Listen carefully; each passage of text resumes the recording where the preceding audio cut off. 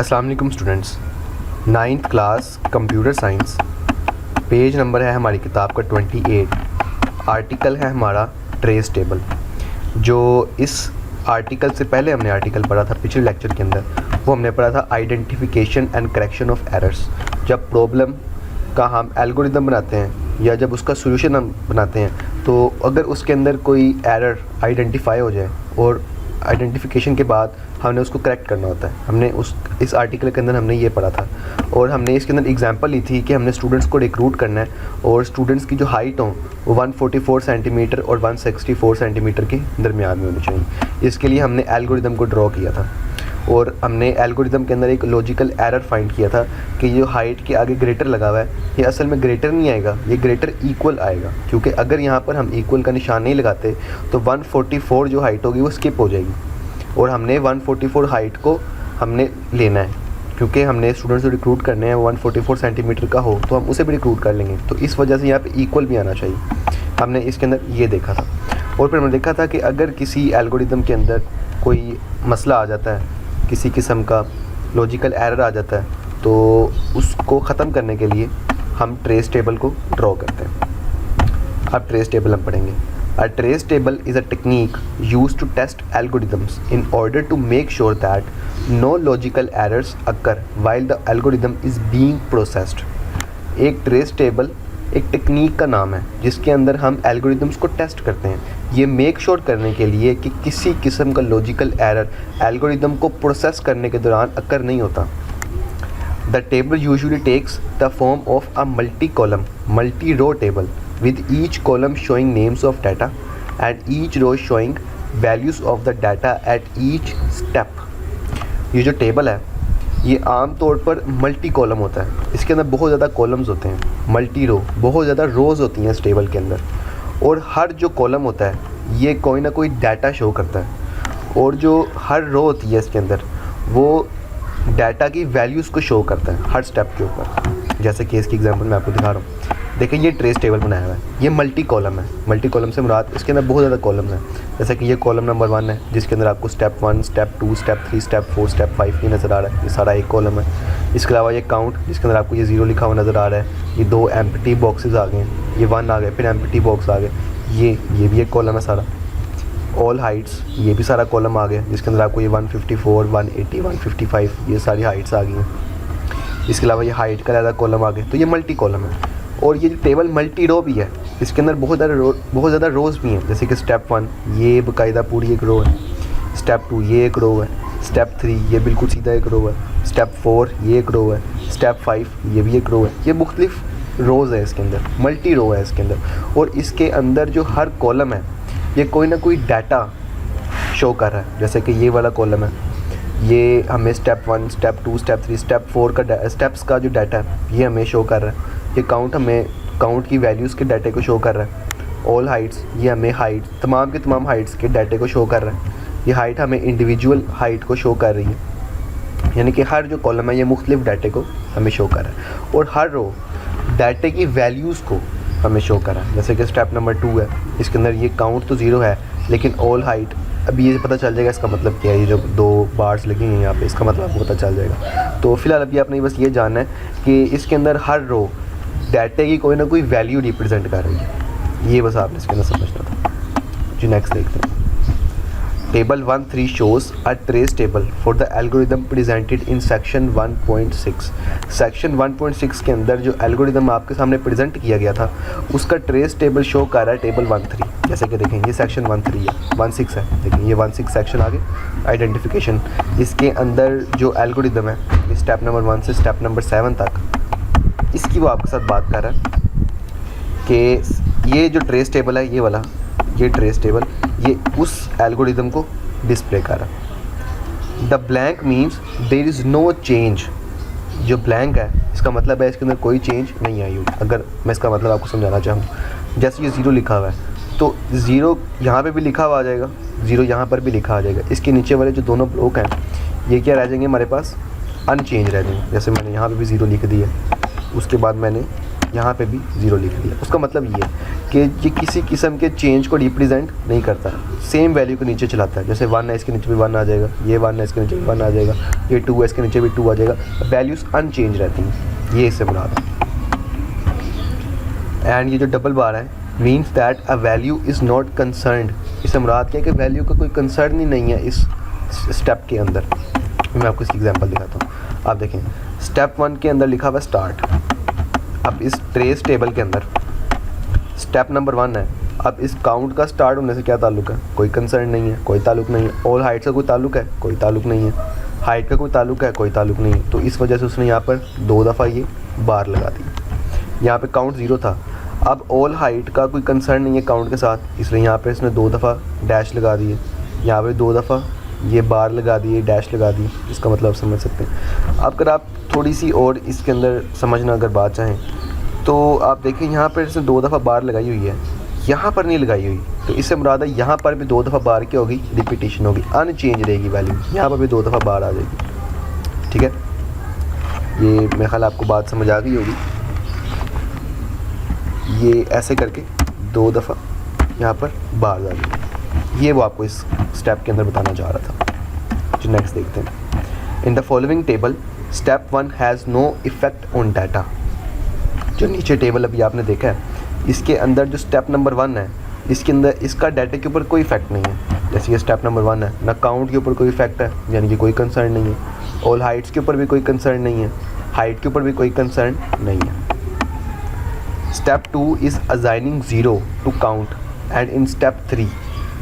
Step 2 के अंदर ये काउंट को क्या वैल्यू दे रहा है? 0 की। और स्टेप 3 के अंदर क्या कर रहा है? List all Heights is introduced. तमाम की तमाम हाइट्स को वो इंट्रोड्यूस करवा देता है। जैसे कि 154 को 140, 155, 164, 144, 166, 160, 143, इन तमाम हाइट्स को उसने डिस्प्ले कर दिया। अब इसका हाइट का और इस काउंट का इस इंडिविजुअल हाइट के साथ अभी कोई कंसर्न नहीं है, कोई फैक्टर नहीं है, तो इसलिए इस जगह पर भी 2 बार आ जाएगी। नेक्स्ट देखते हैं। In step 4 there is no change in both count and all heights but the data 154 is stored in height. जो स्टेप नंबर 4 है ये, इसके अंदर अनचेंज वैल्यू रही है, अनचेंज रही है, इसलिए तो 0 यहाँ पर रिपीट हुआ है। अब सिमिलरली जो 154 ये जो वैल्यूज़ लिखी हुई हैं, ये 3, 4, 5, 6, 7, 8, अब ये 8 की 8 वैल्यूज़ इस वाले रो के अंदर भी रिपीट हो जाएंगी और इस वाली रो के अंदर भी रिपीट हो जाएंगी, क्योंकि ये अनचेंज वैल्यू रही है। लेकिन स्टेप नंबर 4 के अंदर वो ये कह रहा है कि स्टेप नंबर 4 के अंदर ये वाली नीचे रिपीट हो जाएगी और जो इसकी पहली वैल्यू 154 ये हाइट के अंदर जाकर स्टोर हो जाएगी। It is compared in step 5 and the value is in count is updated if data is in given range. और स्टेप नंबर 5 के अंदर इसका कंपैरिजन हुआ है और जो काउंट की वैल्यू है उसको अपडेट कर दिया गया है अगर डाटा जो है वो गिवन रेंज के अंदर है। जैसे कि देखें ये आगे स्टेप नंबर 5, यानी कि अब पहली हाइट 154 ये हाइट के अंदर चली गई, इस हाइट के अंदर चली गई। अब 154 को इसके तहत हमने हल करना है, लेकिन यहाँ पर हमने इसे ग्रेटर लिया हुआ था, ट्रेस टेबल के अंदर ग्रेटर इक्वल ही लेंगे। और उसके आगे अब आपको पता है, मैंने आपको बताया था इफ़ के आगे वाली अगर फार्मूला या हमारे पास जो कंडीशन होती है वो ट्रू हो जाए तो आगे देन के आगे वाली जो स्टेटमेंट होती है वो एग्जीक्यूट हो जाती है। तो सिमिलरली वो बात है, मैं आपको ये करके दिखाता हूँ। पहले भी किया हुआ हमने। इफ़ हाइट के अंदर हमारे पास क्या आ गया हुआ है 154 ग्रेटर इक्वल हमारे पास आ जाएगा 144 और उसके बाद हमारे पास है एंड 154 लेस इक्वल 164। अब आप ये देखें 154 ग्रेटर इक्वल है 144 के। क्या 144 ग्रेटर है 144 से? जी बिल्कुल ग्रेटर है, तो ये हमारे पास ट्रू हो गई है। अब ये ट्रू हो गई है तो इसलिए मैंने इसको यहाँ पर बोल्ड कर दिया। अब इसको देखते हैं 154 लेस इक्वल टू 164। क्या 154 164 से छोटा है? बिल्कुल छोटा है, तो ये भी ट्रू है। जब हमारे पास ये दोनों कंडीशंस ही ट्रू हो गई हैं, जब दोनों कंडीशंस ट्रू हो गई हैं तो देन के आगे वाली जो स्टेटमेंट है वो एग्जीक्यूट हो जाएगी। देन के आगे क्या लिखा हुआ है? Set count to count plus 1। इसका मतलब मैंने आपको क्या बताया था? Count is equals to count plus 1। Count पहले हमारे पास क्या था? 0, तो 0 प्लस 1 क्या हो जाएगा? काउंट 1 हो जाएगा। अब आप यही देखिएगा, अब आगे उसने काउंट को स्टेप 5 के अंदर बंद कर दिया। ये वैल्यू अनचेंज रही है, यानी कि ये ऊपर वाली 154, 140, 155, 164, 144 ये सारी वैल्यूज़ यहाँ तक रिपीट होंगी, और ये वाला भी ऐसे 154 की जगह 154 नीचे रिपीट हो जाएगा। स्टेप नंबर 4, अब अगेन हम स्टेप नंबर 4 पे जाएंगे। स्टेप नंबर 4 के अंदर क्या है हमारे पास, देखें, for each height in the list all height. अब नेक्स्ट हमारे पास क्या है 140, 154 को तो हमने चेक कर लिया, अब नेक्स्ट हमने किसको चेक करना है, अब नेक्स्ट हमने जाके चेक करना है 140 को, यानी कि अब 154 पहले जाके हाइट के अंदर स्टोर हुआ था, अब 140 जाकर इसके अंदर जाकर स्टोर हो जाएगा। अब स्टेप नंबर 5 के अंदर आएंगे। स्टेप नंबर 5 के आते हैं, फिर यहाँ पर अभी हम चेक करेंगे हमारे पास नेक्स्ट की वैल्यू है 140। अगेन यहाँ पे हम क्या करेंगे, इसको हम 140 करेंगे, इसको भी 140 करेंगे। अब देखें 140 ग्रेटर इक्वल टू 144, क्या 140 144 से बड़ा है, नहीं, छोटा है, कंडीशन फॉल्स हो गई है, तो इसको मैंने बोल्ड अनबोल्ड कर दिया मैंने। अब 140 लेस इक्वल टू 164, क्या 140 164 से छोटा है, बिल्कुल छोटा है, ये तो ट्रू है लेकिन ये वाली फॉल्स है। हमारे पास दोनों ट्रू होनी चाहिए, एक भी फॉल्स हो जाएगी तो देन की आगे वाली स्टेटमेंट एग्जीक्यूट नहीं होगी, तो ये हमारे पास काउंट अभी भी 1 ही रहेगा, क्योंकि काउंट ये एग्जीक्यूट ही नहीं हुई, set is equals to count plus 1, ये तो एग्जीक्यूट ही नहीं हुई, तो इस वजह से हमारे पास पीछे जो पहले वाली वैल्यू थी वो वैसे ही नहीं। इसे स्टेप 5 के अंदर हमारे पास जो था काउंट अगेन 1 ही रहा। उसके बाद ये वैल्यू फिर रिपीट हो गई और ये 140 भी नीचे वैसे ही रिपीट हो गया। फिर स्टेप 4 के अंदर गए, ये 1 फिर यहाँ पर रिपीट हो गया, ये दोबारा इस जगह पे आकर रिपीट हो जाएगा, और अब हमारे पास क्या आ जाएगा 155। सिमिलरली यहाँ पर 155 को चेक करेंगे, फिर 164 को चेक करेंगे, 144 को चेक करेंगे, 166 को चेक करेंगे, 160 को चेक करेंगे, 143 को चेक करेंगे, और एंड पे हमारे पास काउंट 5 आ जाएगा। यानी कि हमारे पास टोटल 5 वैल्यूज़ हैं इन 8 वैल्यूज़ के अंदर जो कि एग्जीक्यूट होंगी।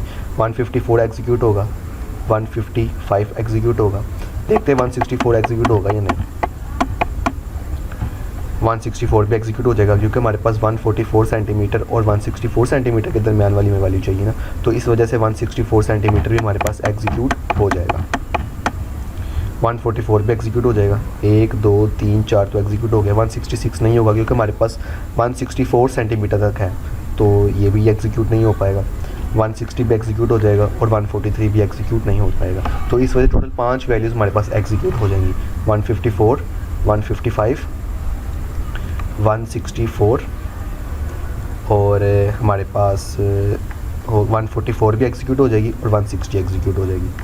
हमारे पास 140, 166 और 143 ये 3 वैल्यूज़ एग्जीक्यूट नहीं हो पाएंगी। ये हमारा ट्रेस टेबल था जिसको हमने ड्रॉ कर लिया। स्टेप 6 के लिए और स्टेप 7 के लिए आपने इसको वैसे ही छोड़ देना, और वैसे बस ये इतना ही काफ़ी है।